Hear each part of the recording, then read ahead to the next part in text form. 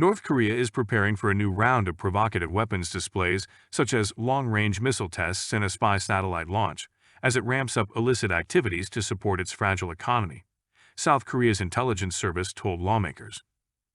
North Korea's chronic economic hardships and food shortages have worsened as a result of the COVID-19 pandemic and UN sanctions.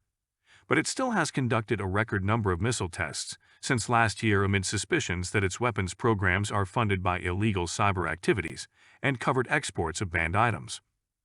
The National Intelligence Service told lawmakers in a closed-door briefing that North Korea's economy shrank each year in 2020 to 2022, and its gross domestic product last year was 12% less than in 2016, according to Yoo Sang-bum, one of the lawmakers who attended the briefing. Outside experts believe North Korea's current food shortages and economic troubles are the worst since leader Kim Jong-un took power in late 2011.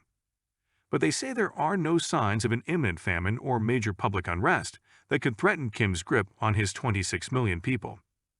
The food problem has been aggravated by attempts by the government to restrict market activities, dwindling personal incomes, and pandemic-related curves that decimated foreign trade, according to North Korea monitoring groups.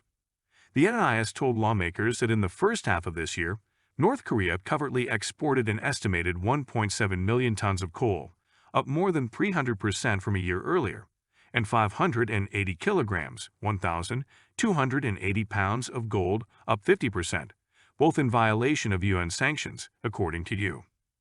It estimated that North Korea has stolen more than $1.5 billion in virtual assets since 2015, Yoo said. The NIS has a spotty record in reporting developments in North Korea, one of the world's most secretive nations, but is generally more reliable than civilian monitoring groups. The NIS also said that Kim is expected to resume weapons testing in response to major annual U.S.-South Korean military drills that begin next week and a trilateral U.S.-South Korea-Japan summit at Camp David in the United States this Friday.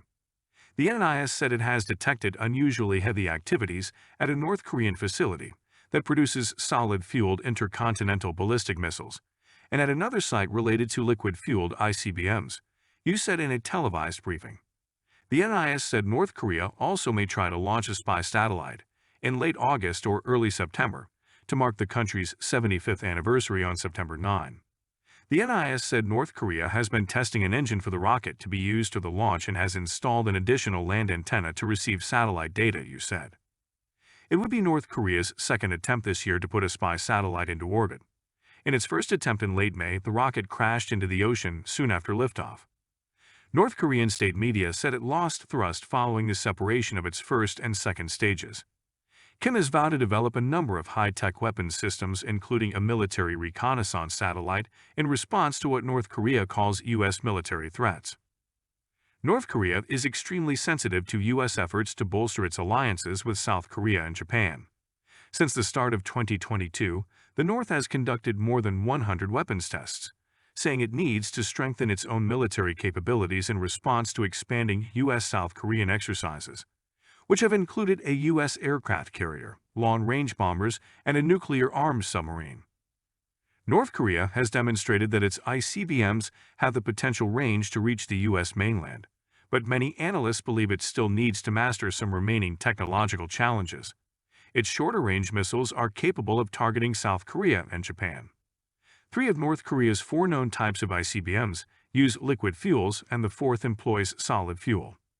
Solid-fueled missiles are easier to move and fire quickly, making them more difficult to detect before launch.